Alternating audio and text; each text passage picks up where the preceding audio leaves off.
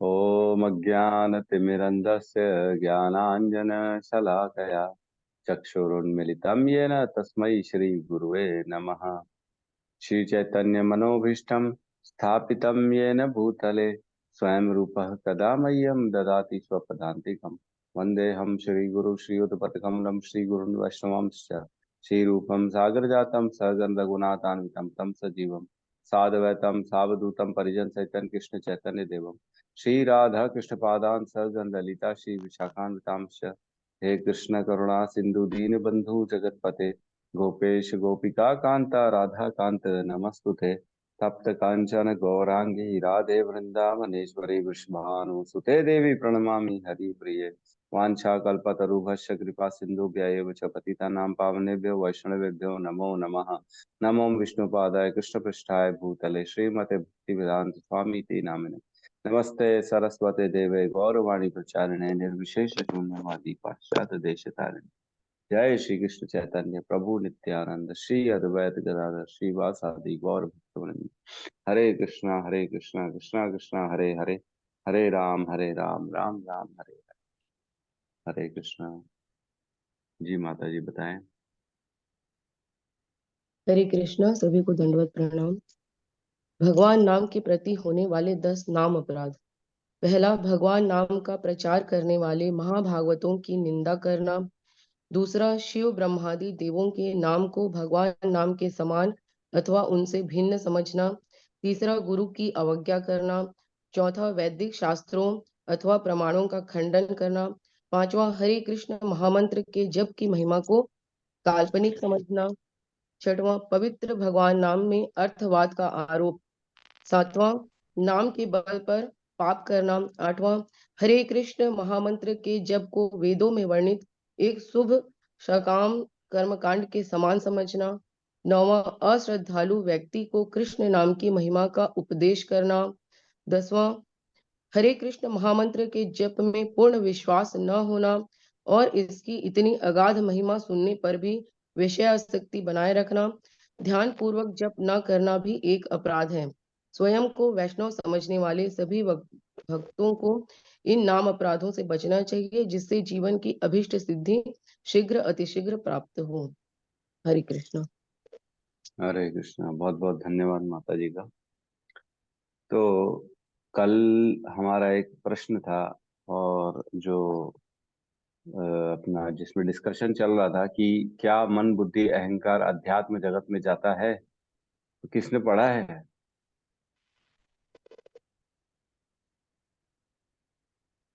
कोई भी नहीं पढ़ा है।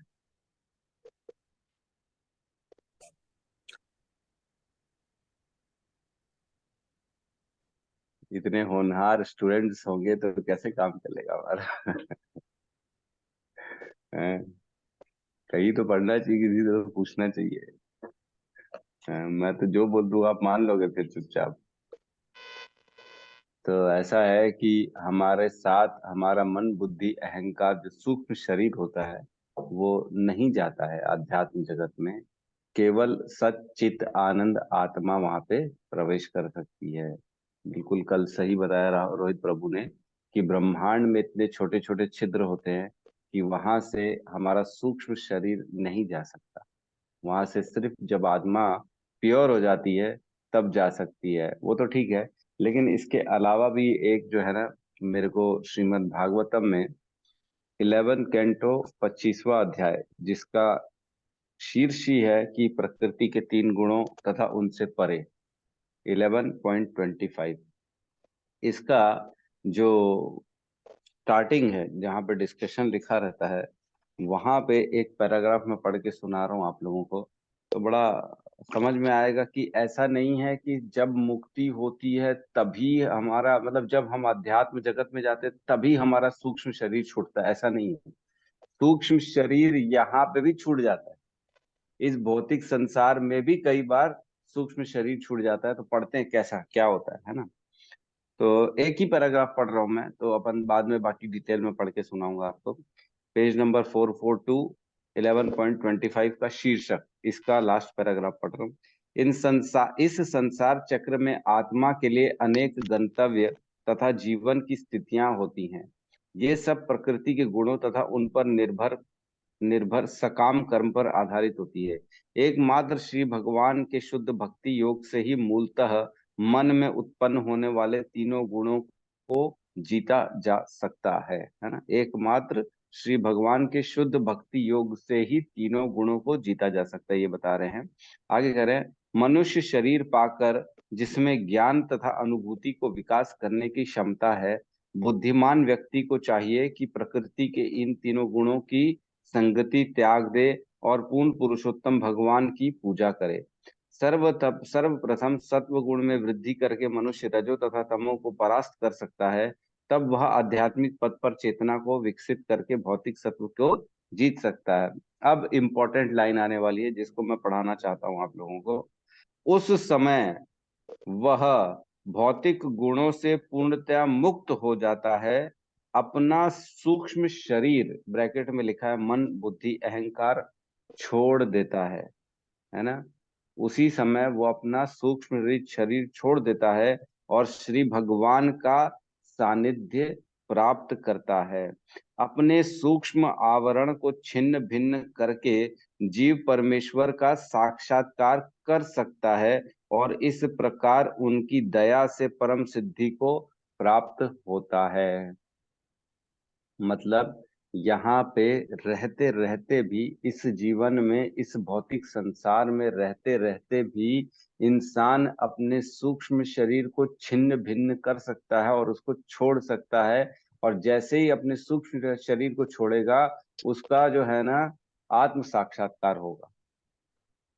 जरूरी नहीं है कि हम बाहर जाएं, आध्यात्म जगत में जाएं, जब हमारी मृत्यु होगी तभी हमसे छूटेगा, ऐसा नहीं है।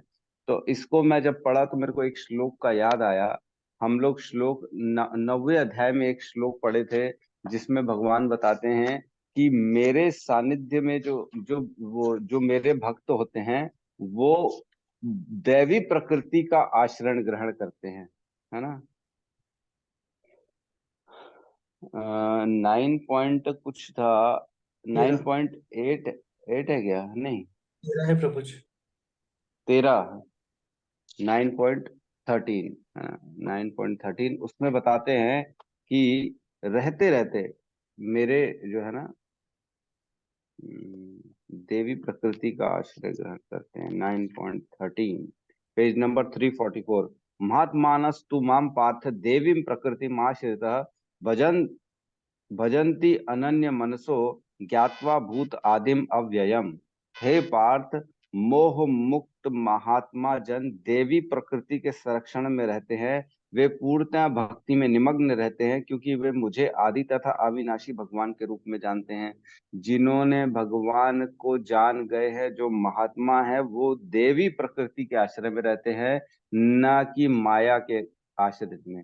तो उनके मन बुद्धि अहंकार पूर्ण रूप से शुद्ध हो जाते हैं और वो अपने मन बुद्धि अहंकार को छिन्न भिन्न कर देते हैं और भगवान का साक्षात्कार करते हैं, जैसे कि अभी मैंने पढ़ा इस श्लोक के श्रीमद् भागवतम के 11वें कैंटो के 25वें अध्याय में, है ना। मैं मैं ऐसा आशा कर रहा हूँ कि सब सुने होंगे, सबको समझ में आया होगा कि हम क्या चर्चा कर रहे हैं। किसी को नहीं समझ में आया तो प्लीज हैंड रेस कर सकते हैं, मैं दोबारा समझाने के लिए तैयार हूँ, पढ़ने के लिए तैयार हूँ। ठीक है। हम जब भगवान का साक्षात्कार करते हैं, जब भगवान की शुद्ध भक्ति में लगते हैं, जब सतो रजो तमो गुण को पार करके शुद्ध सत्व में पहुंचते हैं और पूर्ण रूप से भगवान की भक्ति में लगे रहते हैं, तब ऐसा समय आता है जब हम अपने सूक्ष्म शरीर को छोड़ देते हैं और श्री भगवान का सानिध्य प्राप्त करते हैं। उस समय वो सूक्ष्म शरीर जो आवरण होता है वो छिन्न भिन्न कर देते हैं और जीव परमेश्वर का साक्षात्कार कर सकता है और उसी प्रकार उनकी दया से परम सिद्धि को प्राप्त होता है। ठीक है। तो मेरे ख्याल से इसमें अब कोई जो है संशय नहीं होगा कि मन बुद्धि अहंकार का जो खेला है वो कैसे चल रहा है। राइट। मन बुद्धि अहंकार हमें एक्चुअल में सिर्फ बांधने के लिए है इस संसार में, और जिस समय हम मुक्त हो जाते हैं इन सब बंधनों से, तो उस समय सूक्ष्म शरीर रहता हो या नहीं रहता, उससे कोई फर्क नहीं पड़ता। आदमी देवी प्रकृति के आश्रय में चला जाता है, भगवान की जो अंतरंगा योग माया शक्ति है उसके आश्रय में चला जाता है। और योग माया भगवान से जोड़ने का काम करती है, महामाया जो होती है वो भगवान से दूर करने का काम करती है ना। जैसे हम प्रकृति जो होती है ये महामाया के अंतर्गत होती है जिसमें हम रहते हैं, लेकिन भगवान की शुद्ध भक्ति करके आदमी इस प्रकृति इस माया को छोड़ सकता है और योग माया की शरण ग्रहण कर सकता है। जैसे कि भगवान ने श्लोक में भी कहा है, देवी ही ऐसा गुणमयी मम माया दुरतया मामेव ये प्रपद्यन्ते माया मेताम तरन्ते। जो मेरी शरण में आता है उसको ये माया जो है वो छोड़ सकती है, अदरवाइज किसी को नहीं छोड़ती। ये बहुत दुरत्या है। दुरत्या मीन्स बहुत तकलीफ देने वाली है और बहुत मुश्किल से छूटने वाली है ना। ऐसी देवी है ये माया जो दुरत्या है, छोड़ने वाली नहीं है, आपको फंसा के रखेगी। लेकिन जो मेरी शरण ग्रहण करेगा उसको ये छोड़ सकता है, उसको वो माया को पार कर सकता है। तो बराबर सारी चीजों में एकदम सामंजस्य बैठ रहा है कि कैसे होती है आत्म साक्षात्कार। होता है जब भक्ति होती है तब हम इस सूक्ष्म शरीर को छिन्न भिन्न कर सकते हैं। और सूक्ष्म शरीर ही है जो इंसान को बताते हैं ना, हम जैसे ही जन्म होता है, जैसे ही बच्चा पैदा होता है वो प्रकृति के संपर्क में आता है तो उसके ऊपर आवरण चढ़ जाता है इस प्रकृति माया का, जो कि मन बुद्धि अहंकार में तीनों में उसके जो है अलग अलग अलग अलग अलग अलग अलग बंधन बढ़ते, गुणों का बंधन बांधा जाता है उसके अंदर। सतोगुण रजोगुण तमोगुण का बंधन बांधा जाता है और बद्ध अवस्था में डाला जाता है कि तू ये है तू वो है, तेरे को ऐसा चलना है तेरे को वैसा चलना है, तू पुरुष है तू स्त्री है, तेरा ये है फलाना ठिकाना, अलग अलग अलग अलग आइडेंटिटीज। फिर जैसे जैसे बड़ा होता है और आइडेंटिटी आइडेंटिटी चिपकती जाती है। मैं अब पति हो गया हूँ, मैं ये बैचलर हो गया हूँ, अब मैं यहाँ रहूंगा, अब मैं वहां रहूंगा, मेरी स्थिति ये है, अब मेरे को ऐसा करना है। तो इस वर्ष वो इसी के कारण वो और बंधता चला जाता है इन गुणों में। ठीक है, तो प्रवेश करते हम भगवत गीता की कक्षा में। कल तक हमने 13.34 को किया था, आज लास्ट श्लोक है 13वें अध्याय का 13.35। ठीक है, साथ में श्लोक दोहराएंगे सब मिलके। क्षेत्र क्षेत्रज्ञो एवं क्षेत्र क्षेत्रज्ञो एवं अंतरम ज्ञान चक्षुषा अंतरं ज्ञानचक्षुषा भूत प्रकृति मोक्षम मोक्षम च भूत प्रकृति मोक्ष च ये विदुः यान्ति ते परम। ये विदुयान्ति ते परम्।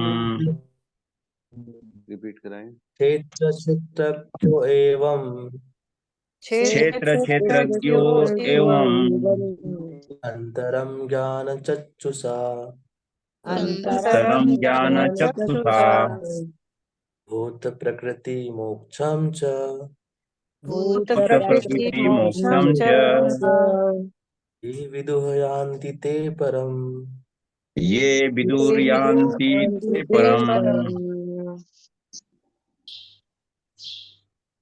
क्षेत्र क्षेत्रज्ञो एवं क्षेत्र क्षेत्रज्ञो एवं अंतरम ज्ञान चक्षुष अंतरं ज्ञानचक्षुषा भूत प्रकृति मोक्षम च भूत प्रकृति मोक्षं च ये विदुयान्ति ते परम।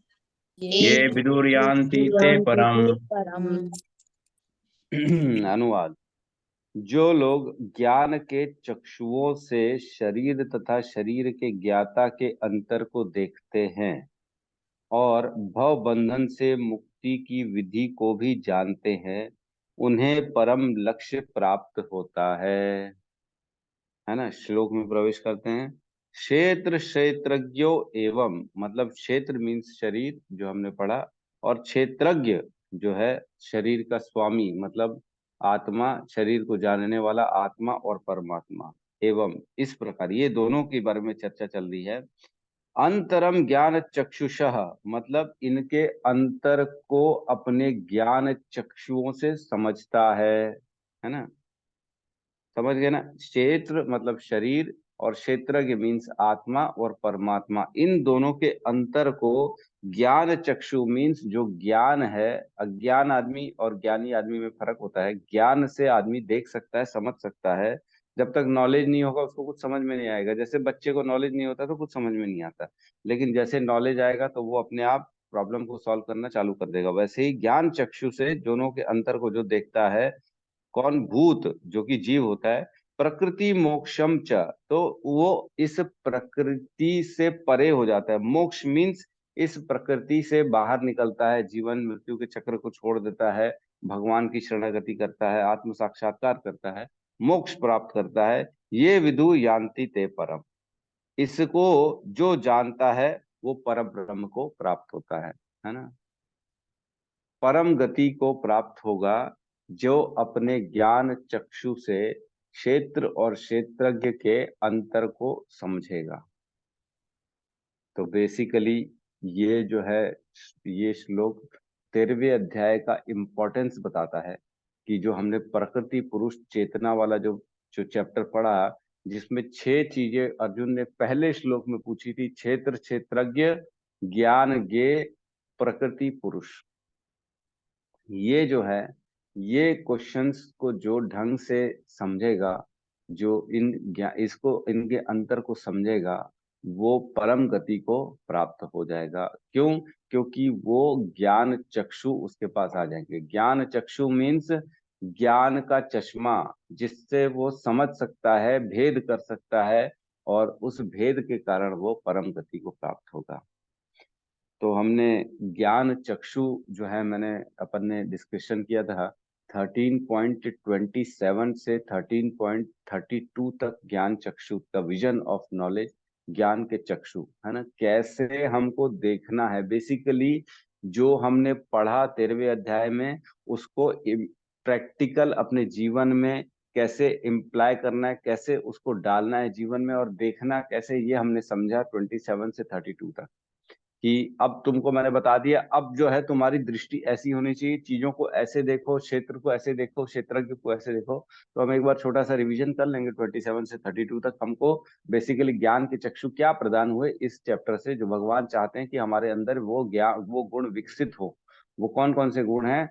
27 से लेके 32 तक। तो एक बार देखते हैं कौन कौन से गुण है 27 से लेके 32 तक। 27 में कहते हैं, सबसे पहले में, हे भरतवंशी में श्रेष्ठ, यह जान लो कि चर तथा अचर जो भी तुम्हें अस्तित्व में दिख रहा है, वह कर्म क्षेत्र तथा क्षेत्र के ज्ञाता का संयोग मात्र है। तो जो भी हमको दिख रहा है, हमको उनको भेद करना है। कैसे देखना है? कि कर्म क्षेत्र और कर्म क्षेत्र के ज्ञाता का संयोग मात्र है। कर्म क्षेत्र मीन्स जो है उसका शरीर, और उसके अंदर जो आत्मा रहती है ज्ञाता, इन दोनों का संयोग मात्र है। मतलब उसको, ज्ञाता को, आत्मा को, कुछ कर्म जो उसके बंधन थे, जो भी भगवान के पुराने उसके पेंडिंग प्रारब्ध थे, उसके अनुसार उसको वो शरीर, वो क्षेत्र दिया गया, ताकि तुम उसको भोग सको और उसके बाद नए कर्म बना के भगवत धाम को जा सको। इसलिए उसको वो शरीर दिया गया है ना। दोनों को अलग अलग देखना। उसके बाद 28 में कहते हैं, जो परमात्मा को समस्त शरीरों में आत्मा के साथ देखता है, और जो समझता है कि इस नश्वर शरीर के भीतर ना तो आत्मा न ही परमात्मा कभी भी विनष्ट होता है, वह वास्तविक देता है। तो वो जो देखता है कि शरीर कभी, जो है शरीर तो खत्म हो जाएगा, लेकिन आत्मा परमात्मा कभी भी नष्ट नहीं होता है। और आत्मा, और जो पहला लाइन है ना, समम सर्वेषु भूतेषु तिष्ठन्तम परमेश्वरम, समभाव से सभी के अंदर भगवान एक ही स्थिति में मौजूद है। ऐसा कोई नहीं है जिसके अंदर परमेश्वर नहीं है। समम सर्वेषु भूतेषु, सारे जीवों के अंदर, भूतेषु मीन्स सारे जीव, है ना।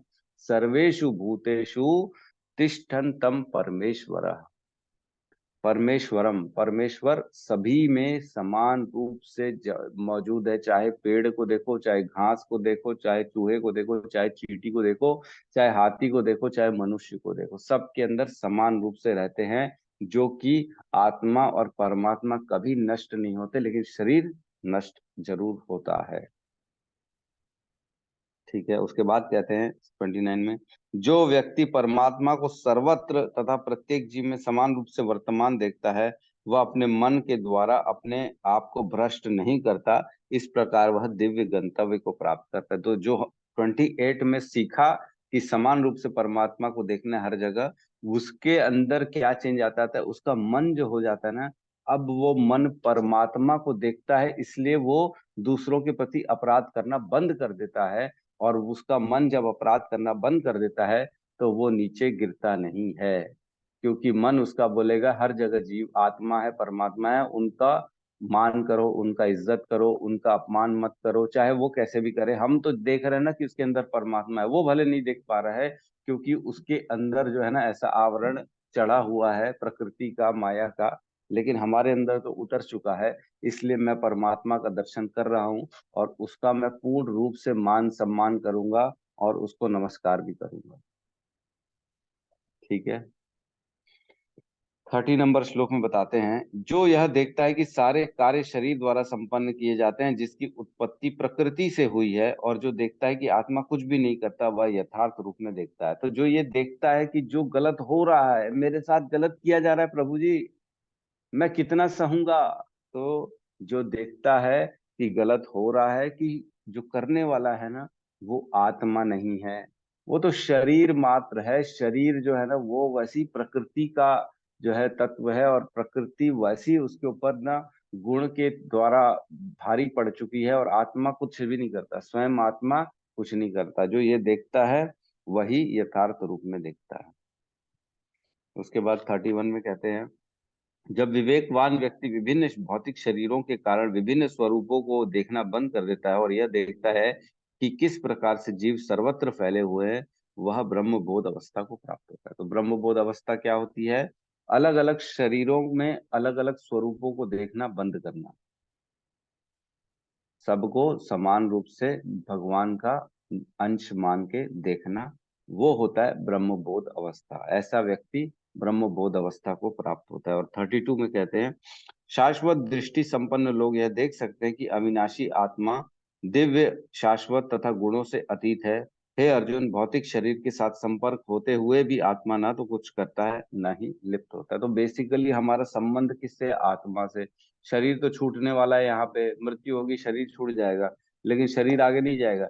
लेकिन हम शरीर से संबंध बना के बैठते हैं, आत्मा से नहीं बनाते हैं। आत्मा से संबंध बनाना है। आत्मा न करोति न लिप्यते, कोई चीज न करती है न लिप्त होती है, जिससे हम सोचते ये मेरा है, ये अपना है, ये मेरा पिताजी है, ये मेरी माता जी है। तो जब एक दिन चला जाता है तो उसका शरीर तो यहीं रह जाता है, आत्मा चली जाती है। आत्मा के बिना शरीर का कोई अस्तित्व नहीं है, और सारे कार्य शरीर के द्वारा किए जाते हैं, आत्मा के द्वारा नहीं किए जाते हैं। तो ये देखना अपने आप में ज्ञान चक्षु प्रदान करना है। ठीक है, तो ये है ज्ञान के चक्षु, जिसको हम अगर देखेंगे समझेंगे तो इस भव बंधन से मुक्ति अवश्य है और परम गति को प्राप्त होता है। एक हमने श्लोक 13.24 पहले ही पढ़ा था, उसमें भी ऐसा ही वर्णन है। 13.24 है ना, इसमें कहते हैं, जो व्यक्ति प्रकृति जीव तथा प्रकृति के गुणों का अंतःक्रिया से संबंधित इस विचारधारा को समझ लेता है, उसे मुक्ति की प्राप्ति सुनिश्चित है। जो ये समझ लेगा प्रकृति, पुरुष और ये गुणों का आपस में लेन देन कैसा चल रहा है, उसकी मुक्ति सुनिश्चित है। उसकी वर्तमान स्थिति चाहे जैसे भी हो, यहाँ पर उसका पुनर्जन्म नहीं होगा। वर्तमान स्थिति कैसी भी हो, उसका पुनर्जन्म नहीं होगा। जो ये लेकिन देखेगा, ये समझेगा, तीनों का भेद, प्रकृति, पुरुष और प्रकृति के गुणों का, तीनों का भेद समझना जरूरी है, इनके संबंधों को समझना जरूरी है। तो दोबारा उसका मृत्यु लोक में दोबारा जन्म नहीं है। ठीक है, तात्पर्य में हम प्रवेश करते हैं। तात्पर्य में शील प्रभुपाद की जय। बहुत इंपॉर्टेंट चैप्टर है। कुल मिला के कंक्लूजन दे रहे हैं यहाँ पे भगवान कि तुम ये सब पढ़ रहे हो ना, तो इन सब पढ़ने को समझने से क्या होने वाला है, तुम्हारे जीवन में क्या परिवर्तन आने वाला है। जीवन मुक्त हो जाओगे, अब यहाँ पे जीवन ही नहीं रहेगा इस संसार में, अध्यात्म जगत में चले जाओगे। कह रहे हैं, इस 13वें अध्याय का तात्पर्य यही है कि मनुष्य को शरीर, शरीर के स्वामी तथा परमात्मा के अंतर को समझना चाहिए। मतलब क्षेत्र, क्षेत्रज्ञ 1 और क्षेत्रज्ञ 2, इनके अंतर को समझना चाहिए। उसे श्लोक 8 से लेकर 12 तक में वर्णित मुक्ति की विधि को जानना चाहिए, तभी वह परम गति को प्राप्त हो सकता है। मतलब 20 पॉइंट जो हमने चर्चा की थे, ज्ञान ज्ञान के 20 पॉइंट्स थे ना, सहिष्णुता, सरलता, है ना, मोह से मुक्ति, अपने परिजनों के मोह से मुक्ति, सुख दुख में समानता, ये सारे जो 20 पॉइंट्स थे, है ना, अनन्य भक्ति, मेरे प्रति अनन्य भक्ति, और जो है आत्म साक्षात्कार के लिए प्रयास करना, ये सारे पॉइंट्स जो थे, ये ही ज्ञान है, जिससे कह रहे हैं कि तभी वह परम गति को प्राप्त हो सकता है। वो हमारे अंदर होने चाहिए, वो ज्ञान को अपने अंदर डालने की कोशिश करनी चाहिए हमको जीवन में। ठीक है, आगे कहते हैं, श्रद्धालु को चाहिए कि सर्वप्रथम वह ईश्वर का श्रवण करने के लिए सत्संगी तत्संगति करे और धीरे धीरे प्रबुद्ध बने। ये इंपॉर्टेंट लाइन है जो हम ये करते हैं डेली डेली। श्रद्धालु को चाहिए, श्रद्धालु जो हम चाहते हैं भगवत भक्ति में आगे बढ़ना, श्रद्धालु को चाहिए कि सर्वप्रथम वह ईश्वर का श्रवण करे। सर्वप्रथम ईश्वर का श्रवण कैसे करेंगे? हम जैसे जैसे भगवत गीता पढ़ेंगे, चर्चाएं करेंगे, हरी चर्चा करेंगे, जैसे प्रभु जी ने कल क्वेश्चन पूछा था उसके बारे में पढ़ा, पढ़ना चाहिए था, वैसे सब लोगों को, पढ़ा नहीं तो ठीक है कोई बात नहीं, लेकिन पढ़ना चाहिए, जिज्ञासु होना चाहिए, है ना, उसके प्रति। चार चीजें खोलेंगे तो और नए नए प्रश्न आएंगे, नए नए जो है ना चीजें समझ में आने लगी, रियलाइजेशन होना चालू हो जाते हैं, हमको समझ में आना चालू हो जाता है क्या हो रहा है जीवन में, हम आत्मा और आत्मा के साथ ये शरीर कैसे कैसे चल रहे हैं, हर स्टेज में आगे कैसे बढ़ रहे हैं, ये सारी चीजें आने चालू होती है। लेकिन इसका प्रोसेस यही है कि किसी व्यक्ति से भगवान के बारे में श्रवण करना बहुत इंपॉर्टेंट है। श्रवण ही सबसे पहला जो है ना भक्ति का स्टेज है। श्रवणम कीर्तनम स्मरणम विष्णु स्मरणम पाद सेवनम, सबसे पहला श्रवण आता है। श्रवण के द्वारा ही हम इस स्टेज में, इस भगवत भक्ति में, इस कृष्ण भावना भावित में आगे बढ़ सकते हैं। जितना जितना श्रवण करेंगे उतना उतना हम आगे बढ़ते चले जाएंगे। सिर्फ श्रवण से हो जाता है। सोचो कोई बोले तू दिन भर बैठ, किसी की नौकरी ऐसी होगी सिर्फ बैठ के सुनना है, सुनने से उसको तनख्वाह मिलती है क्या किसी को महीने भर की? ऐसा किसी ने भी कोई जॉब ऐसा जानता है जो सिर्फ उसको बैठ के सुनना है और महीने भर की तनख्वाह मिल जाएगी उसको? महीने का आपको हम 20,000 का पैकेज देते हैं, 25,000 का पैकेज देते हैं, सिर्फ आपको बैठ के 8 घंटा 10 घंटा सुनना है। ऐसा कोई सैलरी, ऐसा कोई होगा जॉब? नहीं होगा। और लेकिन यहाँ भगवान की सिर्फ सुनने मात्र से हमारी गति उत्तम उत्तम उत्तम होती चली जा रही है, हमको मिलते जा रहे हैं, मिलते जा रहे हैं, पुण्य मिलते जा रहे हैं, भगवान का आत्म साक्षात्कार होते जा रहा है, होते जा रहा है, होते जा रहा है। मैं कभी कभी सोचता हूँ, देखो कितना भगवान ने अद्भुत बनाया नहीं कि दिन भर काम करो, रात को थक जाओ और सिर्फ सो जाओ तो अगले दिन फिर बैटरी चार्ज फुल, फिर से काम करने की क्षमता आ जाती है फिर से। वैसे ही जैसे दिन भर गाड़ी को घुमा लो, गाड़ी में पेट्रोल पूरा खत्म करके रात को गाड़ी को घर के बाहर खड़ी कर दो, तो सवेरे क्या ऑटोमेटिकली पेट्रोल भर जाएगा क्या? नहीं भरता। उसके लिए तो पैसे डालने पड़ेंगे, ले जाना पड़ेगा, अब फिर पड़ेगा। लेकिन हमारा शरीर खुद ब खुद ऑटोमेटिकली सिर्फ सोने मात्र से फिर से उसके अंदर दोबारा वो एनर्जी आ जाती है। वैसे ही बैठे बैठे सिर्फ सुनने मात्र से भगवत प्राप्ति हो जाती है। कितना आसान है, सबसे इजी है ये, सबसे इजी। कुछ भी आप इंद्रिय तृप्ति, इंद्रिय विषयों के लिए अगर आप परिश्रम करेंगे तो आपको मेहनत करनी पड़ेगी। कल भी किसी से मैंने बात चल रही थी, मैंने कहा यार बहुत मुश्किल है यार, इतना काम करना महीने भर, उसके बाद मिल क्या रहा है? और उससे उससे हो क्या रहा है? उससे जो मिल रहा है 25-50 हजार जो कमाना होता है, उससे भी हो क्या रहा है? कितना हम अपने ऊपर डाल पा रहे, कितना भोग पा रहे हैं? बहुत जीवन जो है ना ये परिश्रम वाला कठिन जीवन है। लेकिन भगवत प्राप्ति कितनी आसान है। छोड़ दो सब कुछ, आज बेस में चले जाओ। बेस में क्या मिल रहा है? सब तो ऑटोमेटिकली भगवान की कृपा से खाना मिल रहा है, भक्ति करनी है, और करना क्या है? और उसमें भी जो है भगवान के शुद्ध भक्त बनना इतना इजी हो जाता है। मतलब सही में ना, श्री शिला प्रभुपाद ने अद्भुत काम कर दिया, एकदम अद्भुत काम कर दिया। आप बैठे बैठे भगवान की प्राप्ति हो रही, बैठे बैठे सिर्फ वहां बैठना है, उनको सुनना है, उनके साथ कीर्तन करना है, और क्लास अटेंड करनी है, भगवत गीता पढ़नी है, प्रसाद ग्रहण करना है, और भगवत प्राप्ति, सो इजी। और जो बेचारे भौतिक संसार में फंसे हुए हैं, गृहस्थ लोग हैं, उनको लगता है मेरा जीवन शायद बेहतर है। लेकिन ऐसा नहीं है। ठीक है, खैर बेहतर और बुराई की बात नहीं चल रही है, लेकिन इजी और मुश्किल की बात चल रही है। क्योंकि बाहर निकलने से क्या होता है, माया का प्रकोप ज्यादा है, और वहां माया कम है, वहां भगवान की शरणागति है, सब भगवान के थ्रू हमको मिलता जा रहा है, इसलिए वहां पे माया इतनी इफेक्टिव नहीं होती है। बेस में मंदिर में जाएंगे तो सब बोलते हैं, कितना प्रभु जी पॉजिटिव एनर्जी आ रही है ना, हमको कितना अच्छा लगता है मंदिर आने में। तो ये पॉजिटिविटी ऐसी है कि वहां पे माया का प्रकोप नहीं होता, जहां प्रभु वहां माया नहीं है ना। क्या कहते हैं, कृष्ण सूर्य सम माया है अंधकार, यही कृष्ण तहाँ माया नहीं अधिकार। जहां कृष्ण है वहां माया का अधिकार ही नहीं है। कृष्ण सूर्य सम, सूरज होता है, और माया है अंधकार। जहां सूर्य निकलेगा वहां माया को रफू चक्कर होना ही पड़ेगा। आगे कहते हैं, यदि गुरु स्वीकार कर लिया जाए तो पदार्थ तथा आत्मा के अंतर को समझा जा सकता है, और वही अग्रिम आत्म साक्षात्कार के लिए शुभारंभ बन जाता है। ये बहुत बहुत इंपॉर्टेंट लाइन है कि यदि गुरु स्वीकार कर लिया जाए तो, है ना, बहुत इंपॉर्टेंट लाइन है। जब तक गुरु को स्वीकार नहीं करोगे तब तक आत्मा और पदार्थ का अंतर को नहीं समझा जा सकता, है ना। तो जीवन में गुरु बनाना बहुत जरूरी है। हमने चर्चा की थी, चार तरह के गुरु होते हैं। एक होता है जो है चेत गुरु, जो हमारे अंदर होते हैं। एक होते हैं पथ प्रदर्शक गुरु, जो हमको रास्ता दिखाते हैं।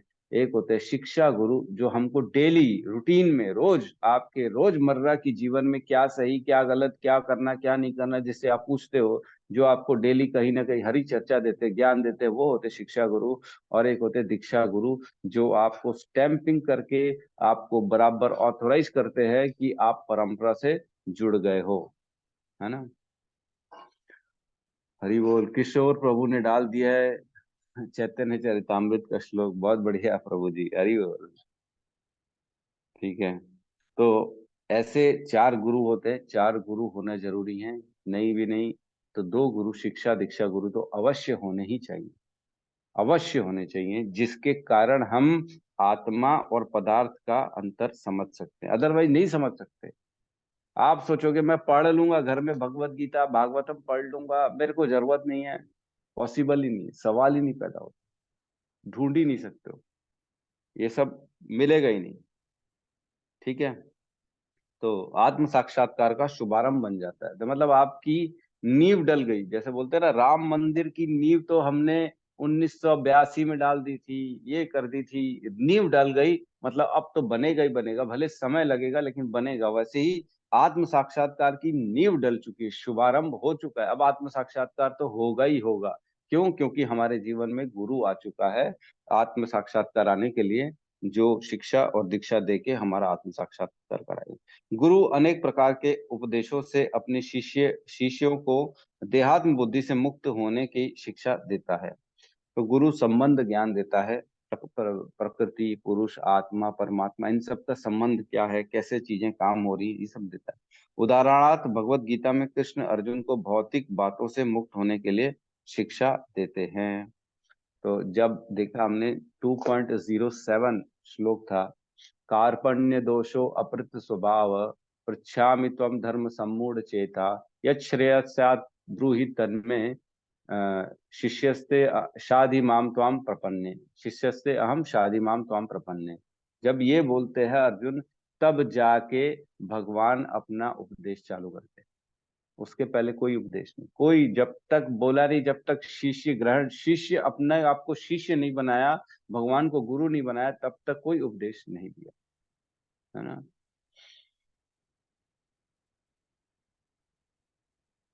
ठीक है, आगे बढ़ते हैं। मनुष्य यह तो समझ सकता है कि यह शरीर पदार्थ है और इसे 24 तत्वों में विश्लेषित किया जा सकता है। हमने पढ़ा 24 तत्व कौन कौन से हैं। शरीर स्थूल अभिव्यक्ति है और मन तथा मनोवैज्ञानिक प्रभाव सूक्ष्म अभिव्यक्ति है। तो बड़ा हमने पढ़ा ये चीज कि मन बुद्धि अहंकार ये सूक्ष्म है, और जो शरीर स्थूल है ये इसमें 24 तत्व है, और सारी चीजें हमने पढ़ी। जीवन के लक्षण इन्हीं तत्वों की अंतःक्रिया विकार है, किंतु इनसे इनसे भी ऊपर आत्मा और परमात्मा है। हमने पढ़ा अन्नमय कोश, प्राणमय कोश और जो होता है मनोमय कोश, ये जो है ना हमारा स्थूल शरीर होता है, लेकिन इसके अंदर एक विज्ञानमय कोश जो आत्मा होती है, और उसके अंदर अपना आनंदमय कोश जो कि परमात्मा होता है, वो दोनों आधार है इसके, है ना। आत्मा तथा परमात्मा दो हैं। यह भौतिक जगत आत्मा तथा 24 तत्वों के संयोग से कार्यशील है। जो संपूर्ण भौतिक जगत की इस रचना को आत्मा तथा तत्वों के संयोग से हुई मानता है और परमात्मा की स्थिति को भी देखता है, वही वैकुंठ लोक जाने का अधिकारी बन पाता है। ये बातें चिंतन तथा साक्षात्कार की हैं। मनुष्य को चाहिए कि गुरु की सहायता से इस अध्याय को भली भांति समझ ले, है ना। इस प्रकार भगवत गीता के 13वें अध्याय प्रकृति पुरुष तथा चेतना का भक्ति वेदांत तात्पर्य पूर्ण हुआ। तो बहुत इम्पोर्टेंट है कि हमको इस अध्याय से ये समझना जरूरी है कि गुरु को ग्रहण करें, गुरु के सानिध्य में इस ज्ञान को समझें। 13वें अध्याय का पुरुष प्रकृति क्षेत्र क्षेत्रज्ञ का अंतर क्रिया को समझें, क्योंकि, है ना, क्योंकि अगर गुरु नहीं होगा तो कौन होंगे? हमारे रिश्तेदार होंगे, दोस्त यार होंगे, अपने संबंधी होंगे, पिता पुत्र होंगे, जो अपना अपना ज्ञान देंगे। या तो गुरु से ज्ञान लें या तो पड़ोसियों से चौक में खड़े होके पान ठेलों में ज्ञान लें। हमारे यहाँ उस दिन आया एक एक हमारा जो है ना मित्र है, उसने शादी के लिए इनविटेशन देने के लिए आया। बोले शादी है मेरे भतीजों की, और बोले ये खाना इधर का बनवाया है, इसका खाना बनवाया है, ये कैटरिंग क्या खाना बनाता है, उसकी तारीफ देखो। उधर हम लोगों ने उससे थाली पैक कराई थी, लोग बड़े प्रसन्न हो गए, क्या बनाया है, क्या बनाया है। और मैं अंदर ही अंदर सोच रहा हूँ तू खाली खाने में अटका हुआ है। ये ज्ञान हमको नहीं चाहिए, खाने का ज्ञान नहीं चाहिए, कौन अच्छा बना रहा है कौन बेकार बना रहा है, उससे क्या लेना देना। इन सब से ऊपर उठना जरूरी है ना। तो हम किसी को मुंह पे नहीं बोल सकते ऐसे कि तू इन सब से ऊपर उठ, ये गलत है। लेकिन अंत में समझ में आ जाता है कि किसकी चेतना कहाँ तक है ना। अभी तक जो है ना लोग ऊपर नहीं उठ पा रहे हैं, और ऐसे लोगों से संगति करने से ज्ञान क्या मिलेगा कि कहाँ पे खाना अच्छा है, कहाँ का खाना बेकार है, कहाँ का टेस्ट अच्छा है, क्या खाना चाहिए, क्या मिलाना चाहिए, मसाले क्या होने चाहिए, ये ज्ञान मिलेगा आपको। तो कहने का मतलब ये है कि लोगों से संगति कैसे करनी है। या तो ऐसे लोगों से संगति करेंगे जो हमको सिर्फ भौतिक चीजों का ज्ञान देंगे, और या तो एक गुरु ऐसे रखें जिसके साथ संबंध बनाए जो हमको इन सब चीजों का आत्मा क्षेत्र क्षेत्रज्ञ का ज्ञान प्रदान करे। तो ये हमारे ऊपर होता है। और हमको देखो, संबंध तब बनता है जब एक पर्सनल संबंध बनाया जाए, है ना। संबंध बनाना ही पड़ेगा अगर इस ज्ञान में आगे निकलना है। तो बहुत जरूरी है शरणागति, बहुत जरूरी है। ऋषभ देव भी भगवान कहते हैं, भगवान ऋषभ देव भी भागवतम में कहते हैं कि ऐसे महात्मा, ऐसे ऐसे व्यक्तियों की शरणागति करनी चाहिए जो भगवान की भक्ति में संलग्न है और जो पूर्ण रूप से अपना जीवन भगवान को न्यौछावर कर चुके हैं, तभी गति मिल सकती है, अदरवाइज गति ही नहीं मिलेगी। ठीक है। तो भले थोड़ा कॉम्प्रोमाइज करना पड़े ना प्रभु जी, थोड़ा सा जो हमको वहां पूछते नहीं है, हमको इज्जत नहीं मिलती, हमारे साथ गलत व्यवहार करते हैं, ये करते हैं वो करते हैं, हम कैसे चले जाएं, हम आपसे कैसे बात कर लें, हमको अच्छा नहीं लगता है, या ये भैया देखो, या तो अहंकार रहेगा या तो ज्ञान रहेगा। इन सब से बाहर निकलना पड़ेगा, अपने आप को दीनहीन दास मानना पड़ेगा कि मेरे पास तो कुछ है ही नहीं, मेरे को वैसे ही कुछ नहीं मिलेगा अगर मैं इनकी सानिध्य छोड़ दूंगा। ये भाव रखना बहुत जरूरी है। ठीक है। किसी का कोई प्रश्न है तो हम ले सकते हैं, अदरवाइज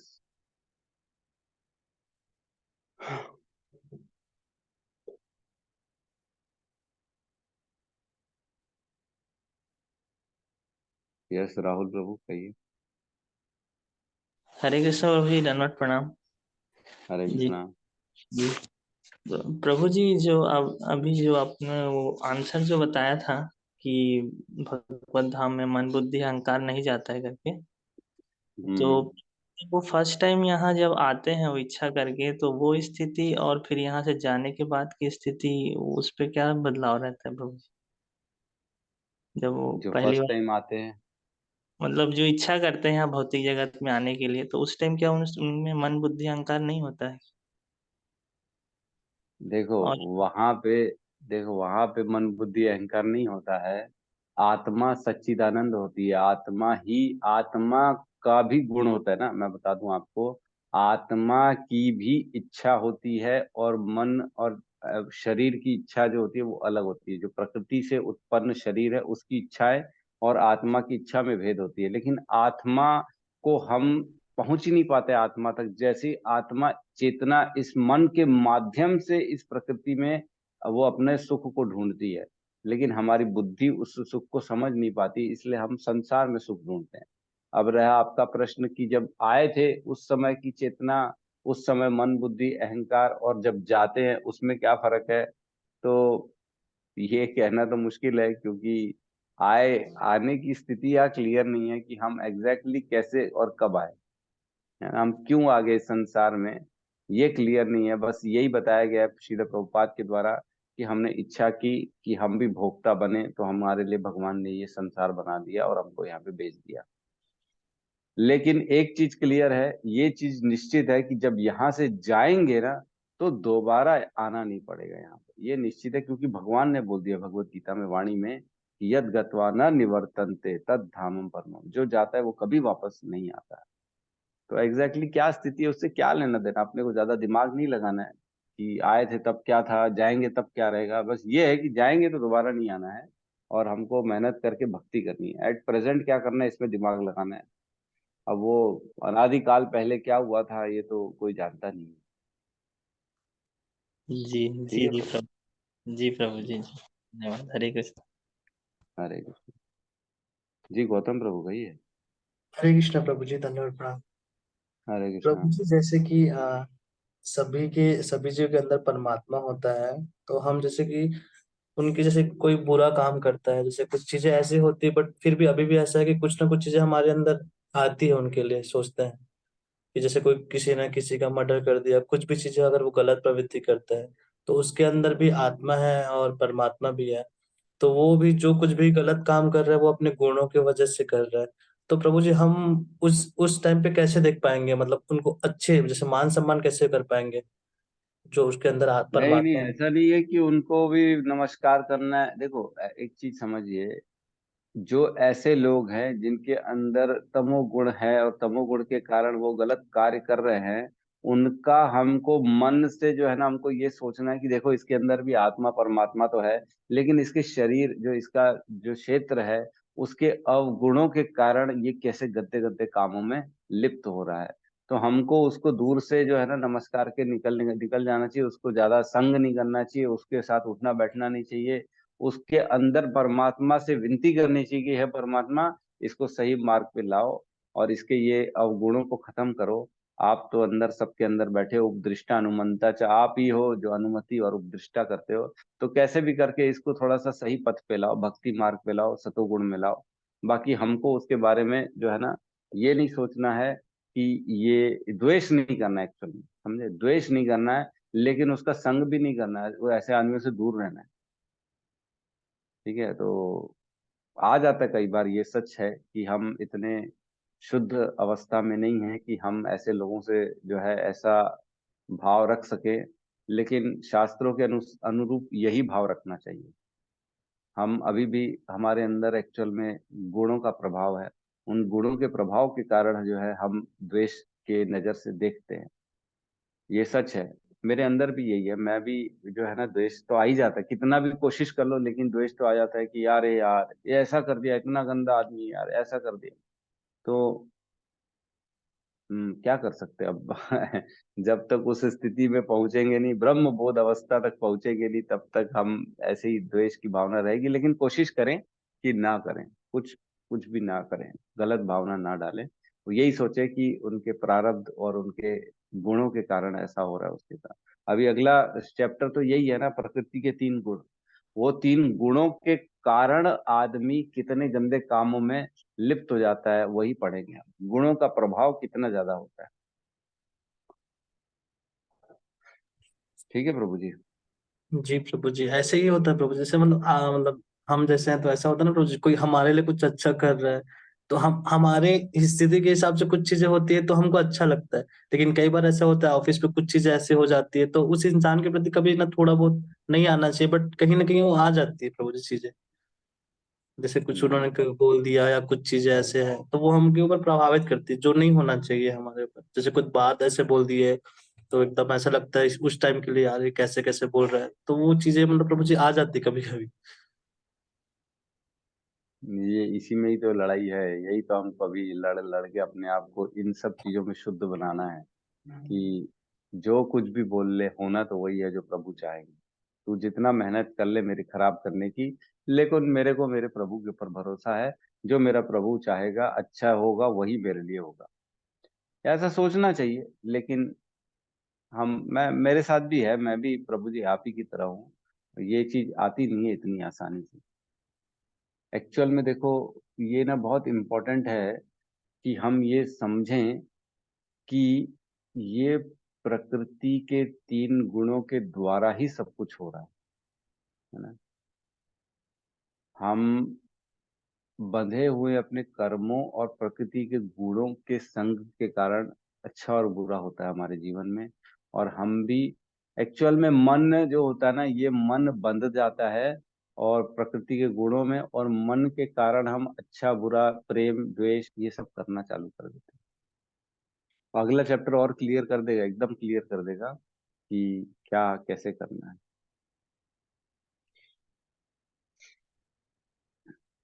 ठीक है, तो बहुत बहुत धन्यवाद सबका, सभी हाँ प्रभु भक्तों जी, का। मैं एक चीज पूछ रहा था।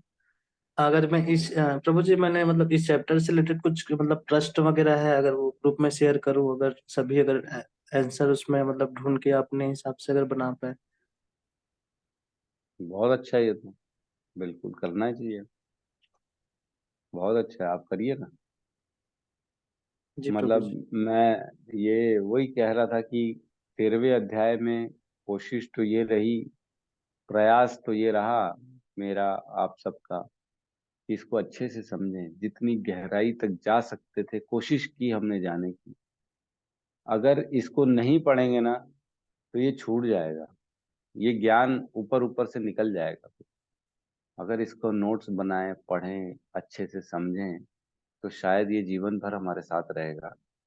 और ये ज्ञान जीवन भर रहेगा तो हमने पढ़ लिया कि इसका कुल मिला के हमको लाभ कितना बड़ा होता है कि हमारी मुक्ति निश्चित है, परम गति की प्राप्ति निश्चित है।